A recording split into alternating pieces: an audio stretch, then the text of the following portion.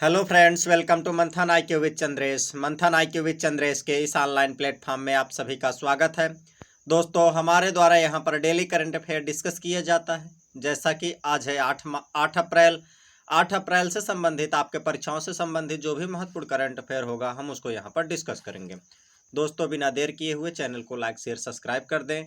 हम अपने सेशन को स्टार्ट करते हैं। आज का हमारा पहला क्वेश्चन है, हाल ही में किस हाई कोर्ट ने एआई के इस्तेमाल को लेकर सख्त नीति जारी की है? जिसका ऑप्शन है इलाहाबाद, गुजरात, पटना, मद्रास। जिसका सही ऑप्शन है ऑप्शन नंबर बी, यानी कि गुजरात हाई कोर्ट के द्वारा जो है कि एआई के इस्तेमाल को लेकर के सख्त नीति जारी की गई है। बात किया जाए गुजरात हाई कोर्ट की, तो गुजरात हाई कोर्ट ने माना है कि एआई कार्य क्षमताओं को बेहतर बना सकता है, परंतु इस बात पर भी जोर दिया जाना चाहिए कि निष्पक्षता और जवाबदेही तथा न्यायिक स्वतंत्रता सुनिश्चित हो तथा न्याय प्रक्रिया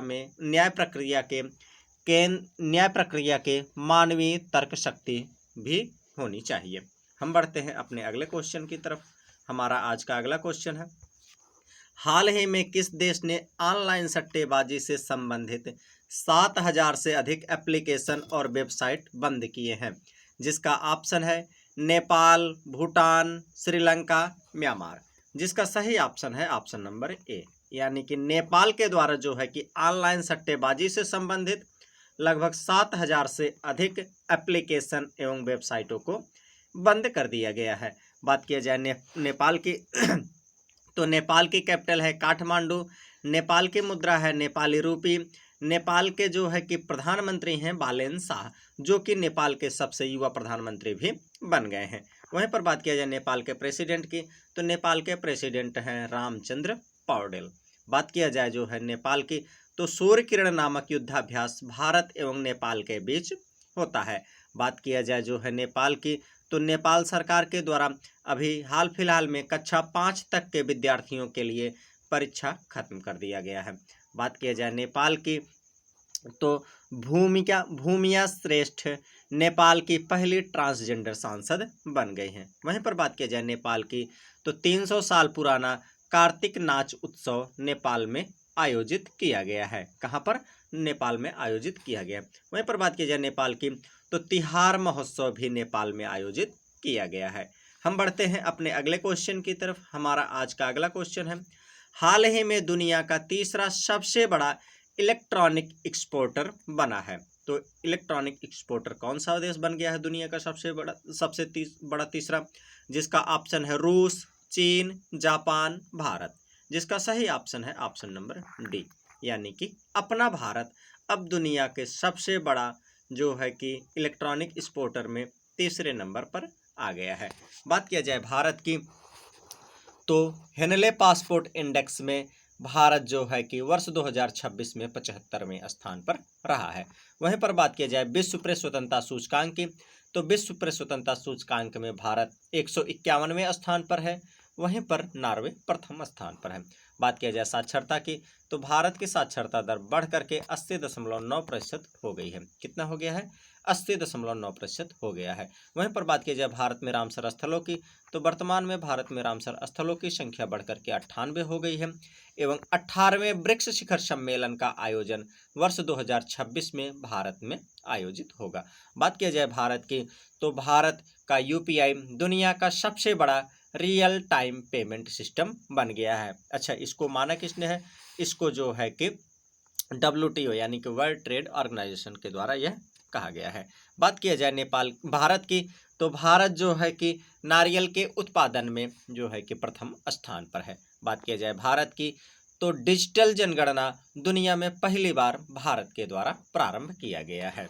हम बढ़ते हैं अपने अगले क्वेश्चन की तरफ। हमारा आज का अगला क्वेश्चन है, हाल ही में देवनागरी लिपि में लिखी गई श्री रामचरितमानस के लगभग 200 साल पुरानी दुर्लभ पांडुलिपि किस शहर में मिली है? जिसका ऑप्शन है वाराणसी, अयोध्या, मथुरा, प्रयागराज। जिसका सही ऑप्शन है ऑप्शन नंबर बी, यानी कि अयोध्या में देवनागरी लिपि में लिखी गई लगभग 200 साल पुरानी रामचरितमानस की दुर्लभ पांडुलिपि मिली है अयोध्या शहर में। बात किया जाए इसमें जो है कि यह पांडुलिपि जो है कि लगभग 400 पन्नों की यह पांडुलिपि है। कितने पन्नों की?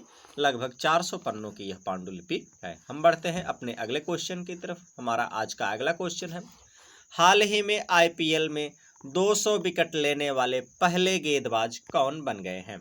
जिसका ऑप्शन है भुवनेश्वर कुमार, मोहम्मद शमी, जसप्रीत बुमराह, उमेश यादव। जिसका सही ऑप्शन है ऑप्शन नंबर ए, यानी कि भुवनेश्वर कुमार आईपीएल में 200 विकेट लेने वाले पहले गेंदबाज बन गए हैं।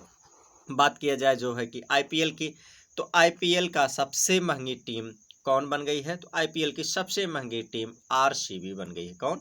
आरसीबी बन गई। आरसीबी का फुल फॉर्म क्या है? आरसीबी का फुल फॉर्म है रॉयल चैलेंजर बेंगलुरु। बात किया जाए जो है कि क्रिकेट के कुछ प्रमुख तथ्यों की, तो जो है कि यूएस मेजर क्रिकेट लीग में शामिल होने वाले पहले भारतीय रविचंद्रन अश्विन बन गए हैं।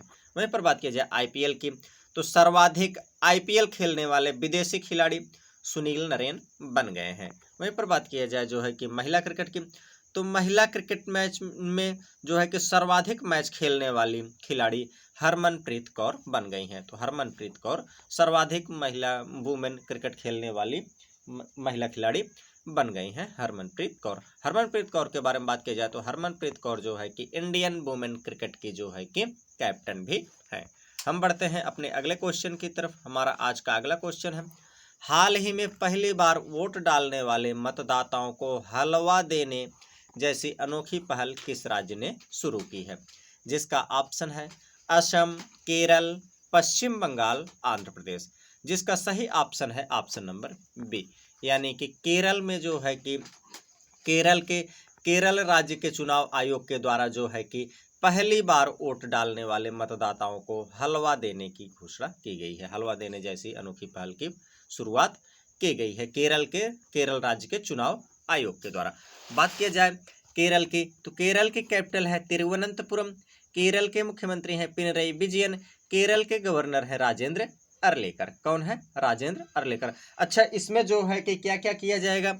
इसमें जो है कि केरल में जो है कि पहली बार मतदाता को राइड फ्री किया जाएगा, यानी कि उनके लिए राइड की व्यवस्था मुफ्त की जाएगी एवं हलवा उनको दिया जाएगा। क्या दिया जाएगा? हलवा दिया जाएगा, राइड मुफ्त किया जाएगा एवं काफ़ी में उनको डिस्काउंट प्रदान किया जाएगा। बात किया जाए केरल की, तो केरल को नारियल की भूमि भी कहा जाता है, परंतु नारियल के उत्पादन में भारत में कर्नाटक राज्य प्रथम स्थान पर है।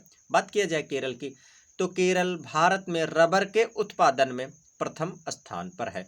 वहीं पर बात की जाए काली मिर्च की, तो केरल राज्य काली मिर्च के उत्पादन में पूरे विश्व में प्रथम स्थान पर है।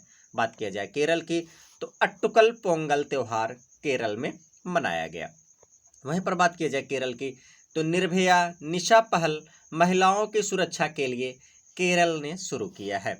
बात किया जाए केरल की, तो केरल में केचुए की 2 नई प्रजाति की खोज की गई है। कितने? केचुए की 2 नई प्रजाति की खोज केरल में की गई है। हम बढ़ते हैं अपने अगले क्वेश्चन की तरफ। हमारा आज का अगला क्वेश्चन है, हाल ही में विश्व स्वास्थ्य दिवस किस तिथि को मनाया गया?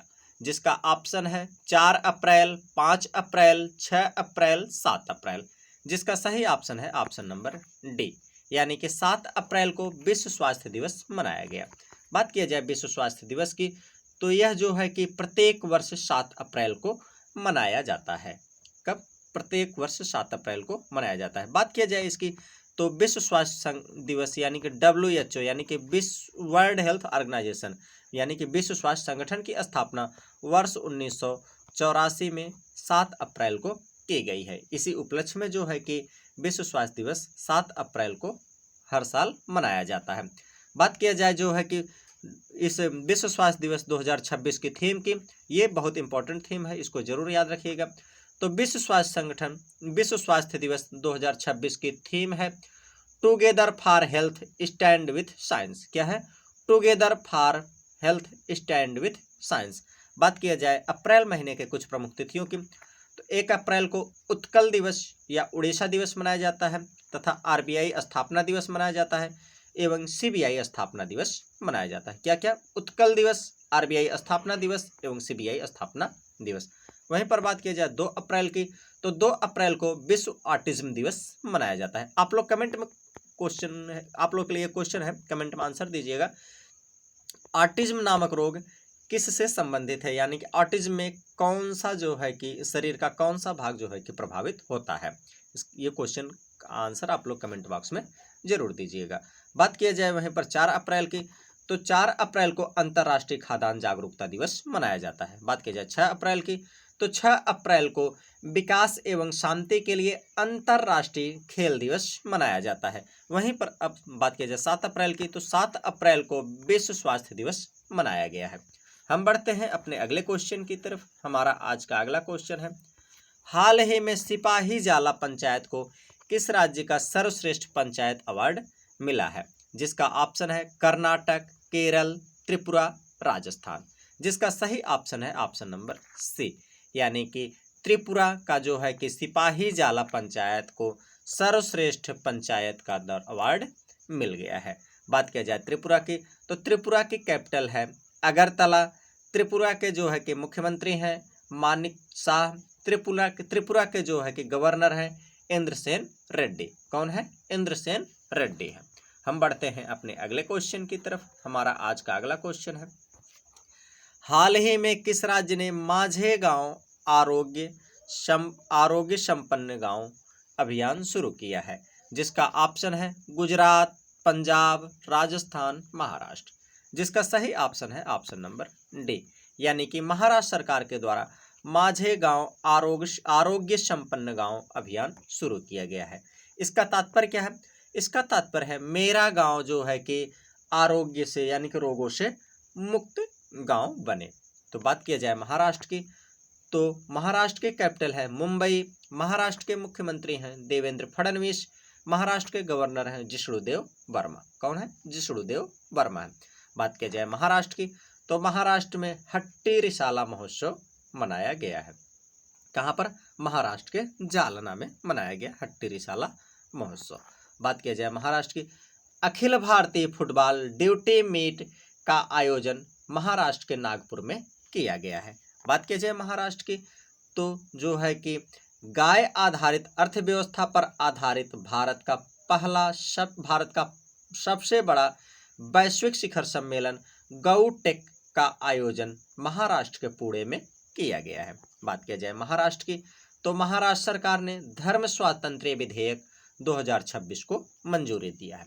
बात किया जाए महाराष्ट्र की, तो महाराष्ट्र कपास के उत्पादन में प्रथम स्थान पर है। पहले कपास के उत्पादन में गुजरात प्रथम स्थान पर था, परंतु अब कपास के उत्पादन में गुजरात द्वितीय स्थान पर हो गया है और महाराष्ट्र प्रथम स्थान पर पहुंच गया है। हम बढ़ते हैं अपने अगले क्वेश्चन की तरफ, जो कि आज का हमारा लास्ट क्वेश्चन है, हाल ही में गिलबर्स्टन संगमा का निधन हुआ है, उनका संबंध किस खेल से था? जिसका ऑप्शन है बास्केटबॉल, फुटबॉल, टेनिस, हॉकी। जिसका सही ऑप्शन है ऑप्शन नंबर बी, यानी कि फुटबॉल से जो है कि गिलबर्टसन संगमा का संबंध था, जिनका अभी हाल फिलहाल में निधन हो गया। दोस्तों, डेली करंट अफेयर के लिए मंथन IQ विद चंद्रेश चैनल को लाइक करें, शेयर करें, सब्सक्राइब करें। आप सभी का बहुत बहुत धन्यवाद।